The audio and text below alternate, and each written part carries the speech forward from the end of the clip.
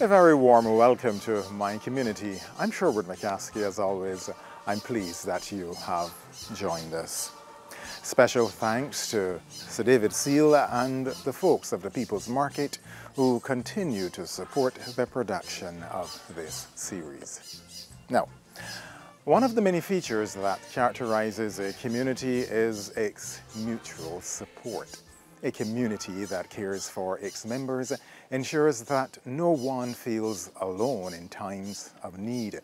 People can rely on each other for emotional, practical, and financial support, thus strengthening the safety net for everyone.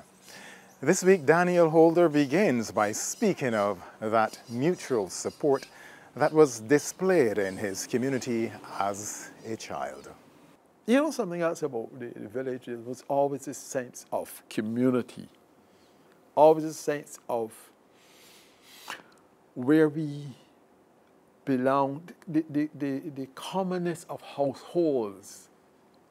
You would just go to a house and sing your voice and the door would open. Right? That was the kind of thing. Somebody would say, "Come in." I remember there was a house at the top of Whitehall number 3, a lady we used to call Grandma.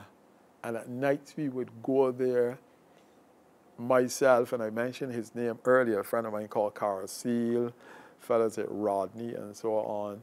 And we would be on her ottoman lying down. And this is a lady who we were grandchildren in a sense to her. But she welcomed us. And of course, sometime during the course of the night, she would find it possible to whip up some bakes.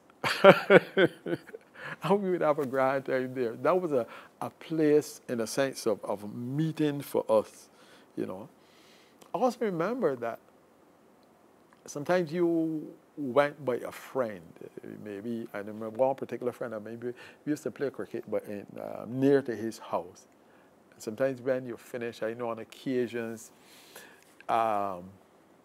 he would go to get his, well, let me use the Bajan term, go to get his food. We ain't talking about lunch and this kind of, he go to get his food.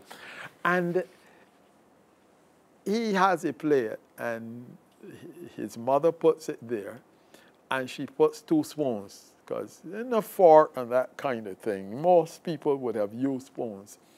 So she put down these 2 spoons. He started from one side and I started from the other. And there was no hurry for anybody to, outdo the other. Yes, it was his, so to speak, but this is the kind of thing we had, of being part of an extended family, because in the community, you were family, so to speak. And indeed, many of the people in the community were related.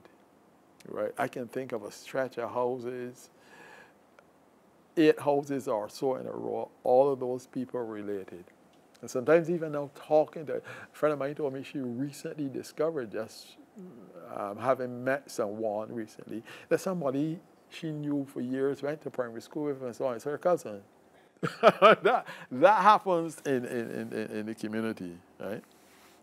And of course, all kinds of things happen. I remember, again, the boys would find a place to gather. Usually we gathered at the top of the gap, kind of square there, natural square by the intersection of the roads, or we gathered down by the Methodist Church at night, just next to the Methodist Church, under a street light. We gathered up by the Roaches, where we played games. And we'll talk about gathering up by the Roaches. A group of younger fellas, not significantly younger, had a group up there called the Cheer Boys. Now, the Cheer Boys, that came out because under this tree they had a long chair which accommodated most of them. And the Cheer Boys kind of established a formal structure to their gathering where they had meetings and they had, fellows who had particular responsibility. They organized outings and games and so on, the Cheer Boys. And I spoke to 1 or 2 of them recently, but those are fellows like Banas and Gopi and Blowbub and Bentley and Taba. Yeah, those fellas, the cheer boys. A number of them have migrated. And so the group as a group disappeared. But we always found places to think. And I remember at the top of Whitehall number 3, and you find out Whitehall number 3 comes up off enough because that was the place that a lot of stuff. There was this house. The owner had died, and it was unoccupied, not abandoned. It had a caretaker. But the boys would go there, especially when the rain fell, because it had a gallery. And you could go and the fellows would go and sit in the gallery and thing. But the caretaker was not keen on having the boys in the gallery. I don't know if he feared that they would somehow find themselves in the house, which was unlikely in that area. You know, fellas never go beyond, or they never went beyond certain boundaries. So he tried to keep the boys out of the gallery, but unsuccessfully so. So he decided, well, look, what he's going to do is throw some oil in it. That he did, but that did not deter the boys. They're still right there. Then one day, some of the fellows were in the gallery. But he had put some cans, some of these 50-gallon cans, just at the side of the house. So one day the boys were in the gallery. Somebody said, wait, that can just move? Fellas said, man, the can move. Look again, or it caught their eye and the can move. But the gentleman was behind the can, inching up, so to speak, and he had a piece of wood in his hand. But then, of course, somebody realized that a can just can't be moving like that.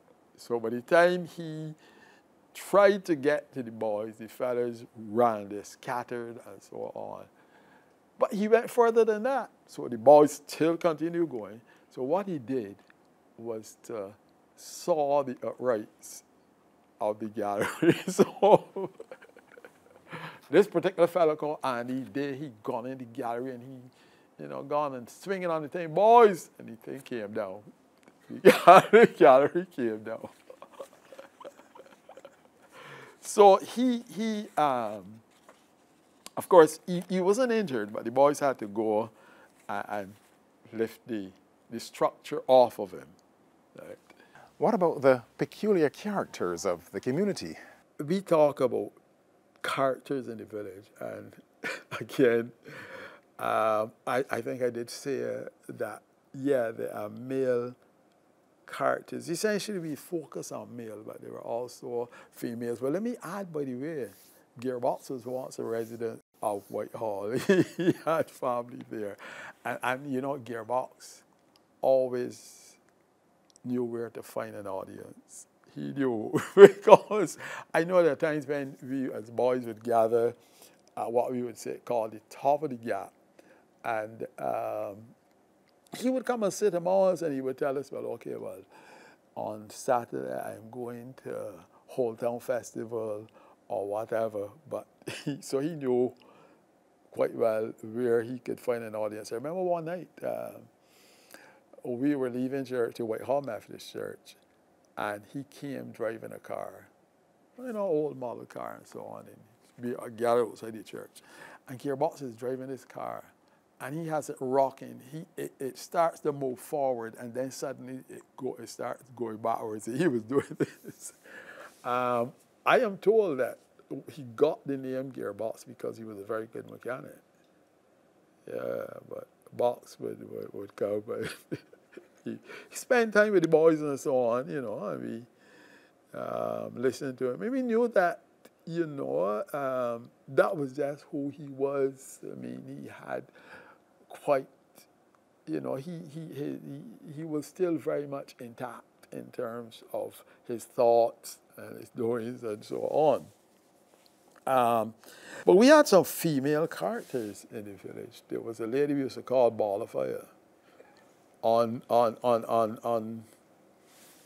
Sunday mornings, when the children left the church Sunday school and were walking along the street, often enough she would come out in the road with a cutlass, and no one dared pass there. They had to find a road, go through the back or so. Or sometimes she would throw stones from her gallery across the road. But we used to call, I say we used to call a ball of they had a little thing about her and so on. But then I think there was a lady who really was quite a character. Her house was strategically located in terms of people traveling to and fro. And of course, in those days, most people walk. And I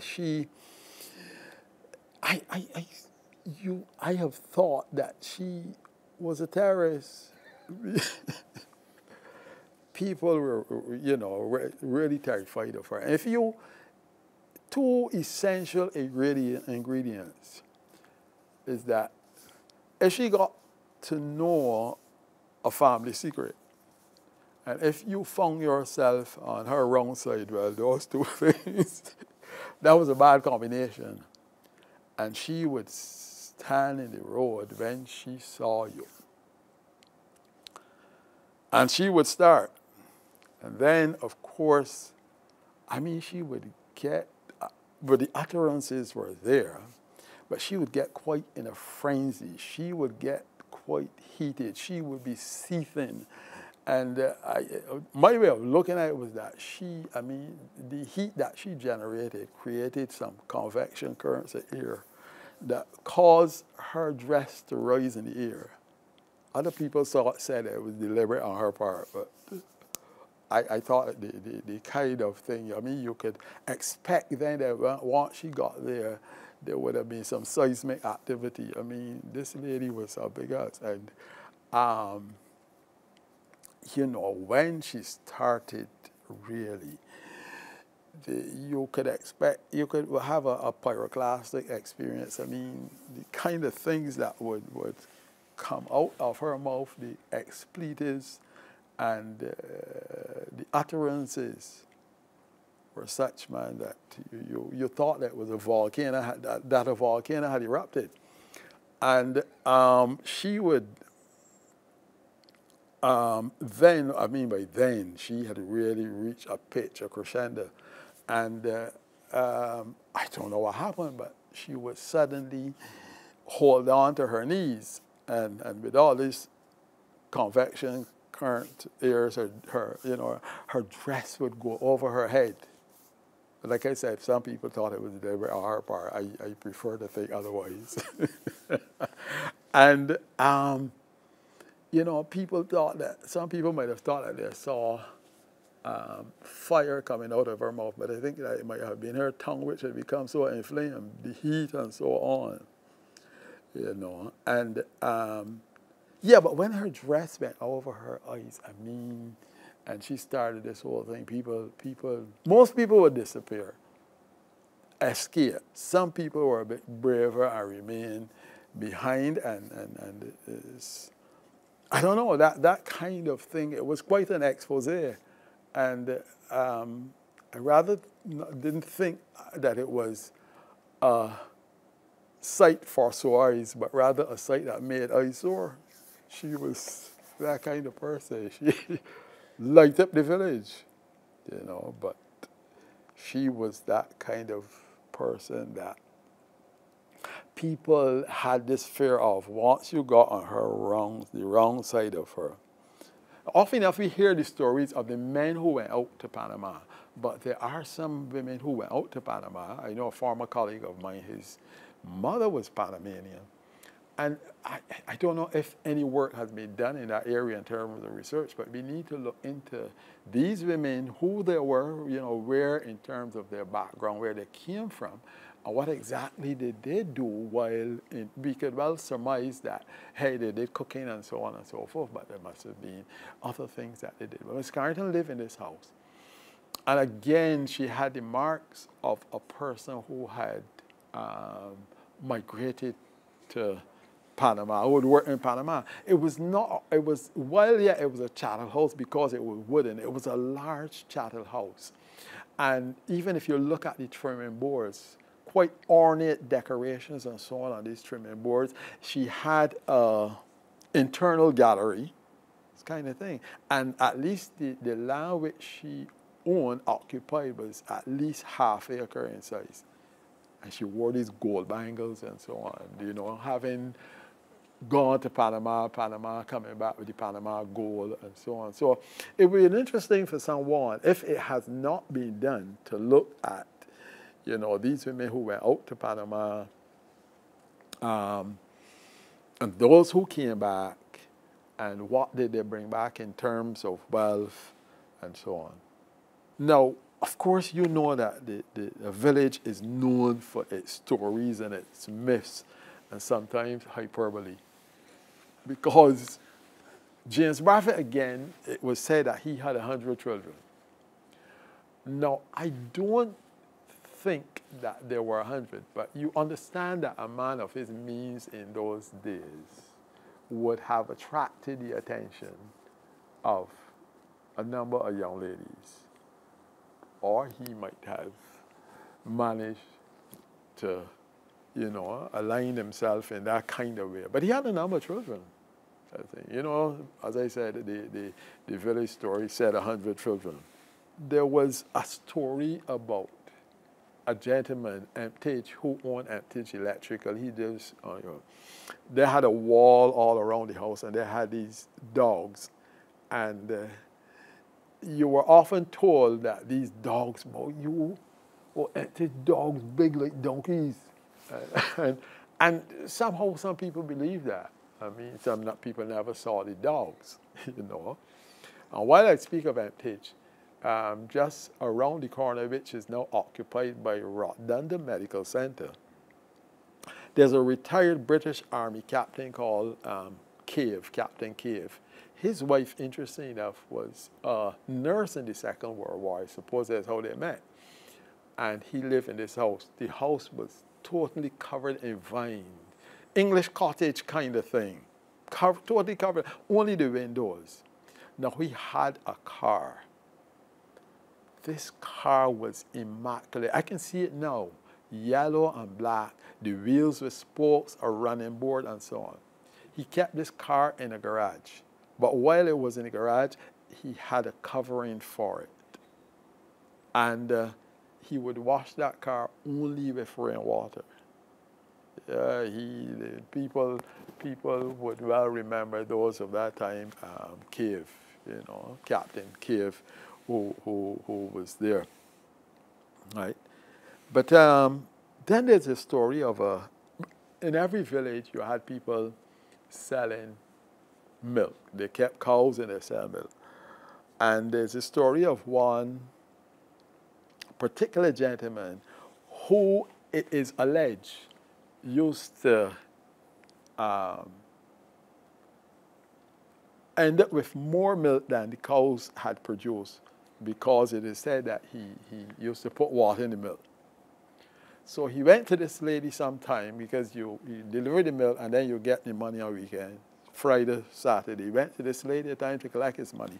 And she gave him the money, and he said, but this money is short. And she said, I pay you for the milk, but I owe you for the water.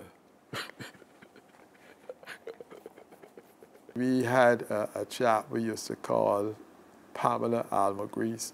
He, you know how it is, you get these rumors, these myths and so on. He had built a crudely constructed house, and he used to keep chickens, and you would pass there, because I would pass there every morning, because I had to go by an uncle of mine who used to keep, he lived in Long Gap, used to keep goats, so I had to go all morning, 5:30 to get the milk from him. But I would pass by this man's place and always looking out for him, you know, because he was one of those. There was some mystery, some mystique about him.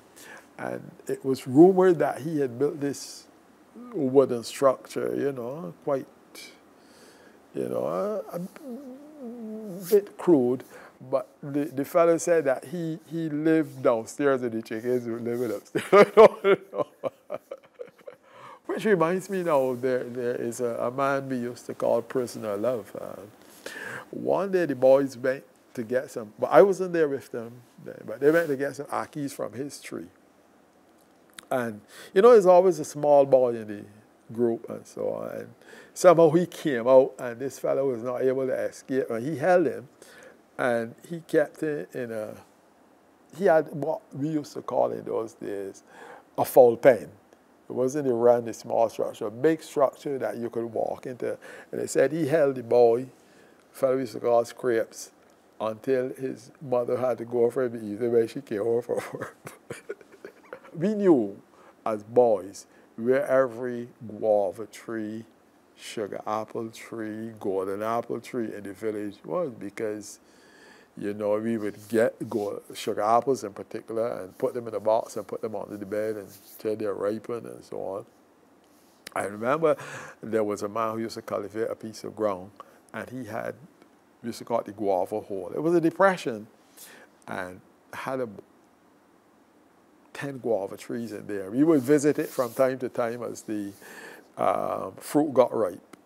And I remember one day he was in the ground, forking and so on, and we eased in the tree.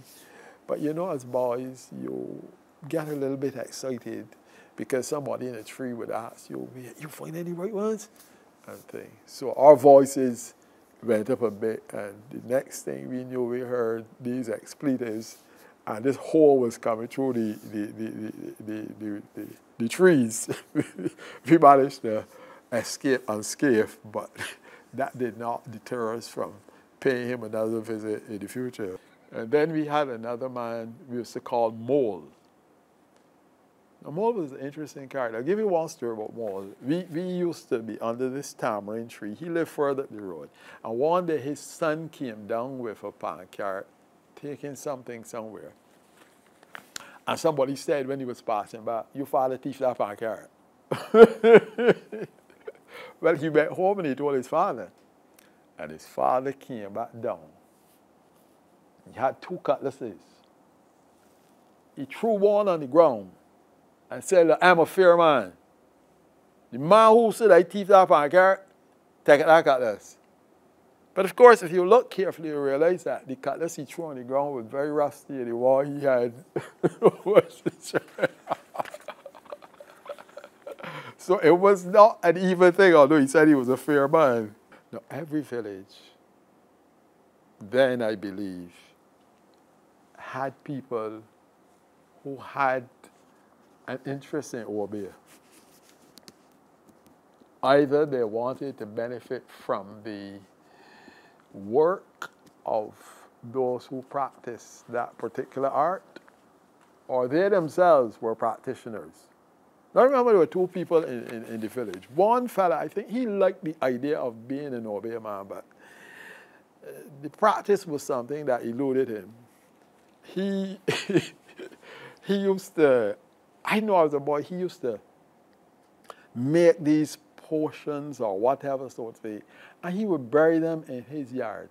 Now, in those days, many yards were quite open places, just basic structure, but it was never fully enclosed. And as boys, we would pass through there.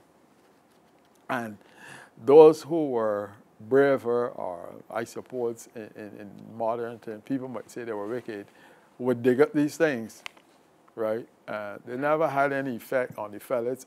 All I knew about these things, they had some awful and wicked smells. But as I said, I think he was fascinated with the idea of obeah, but it perhaps never got beyond a fascination for him.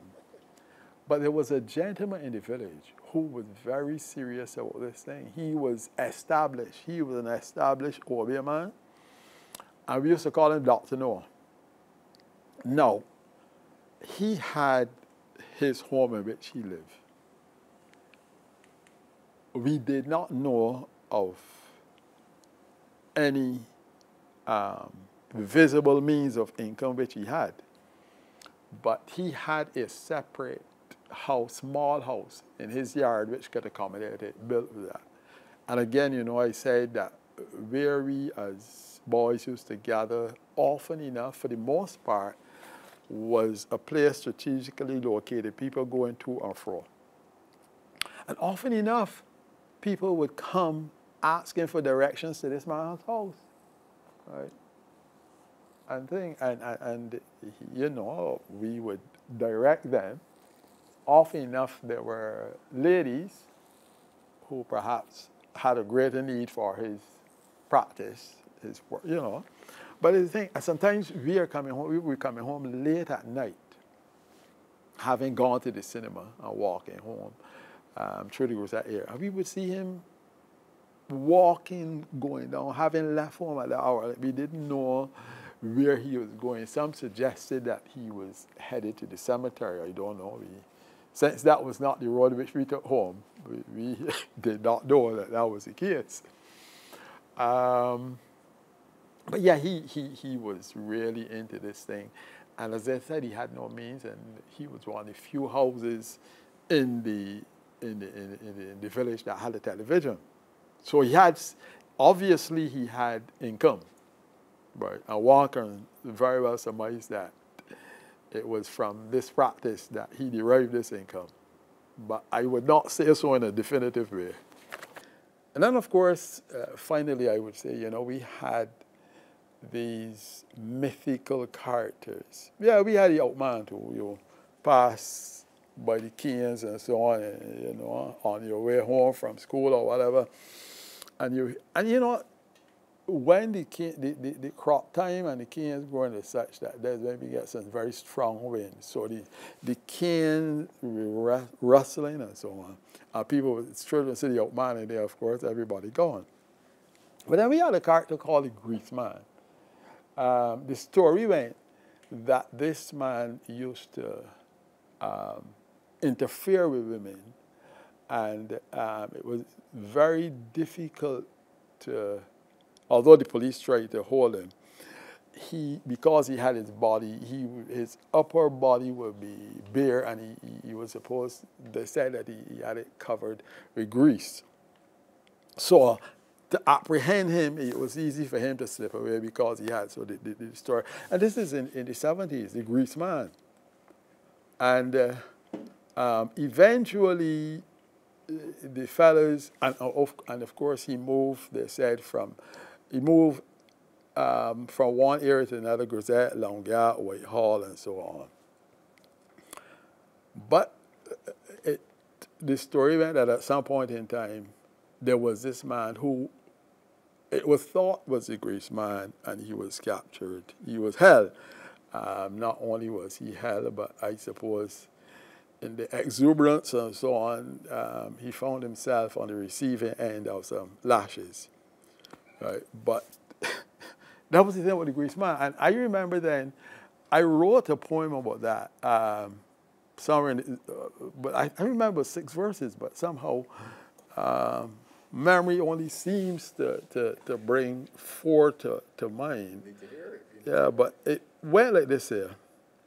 The 4 verses, as I remember.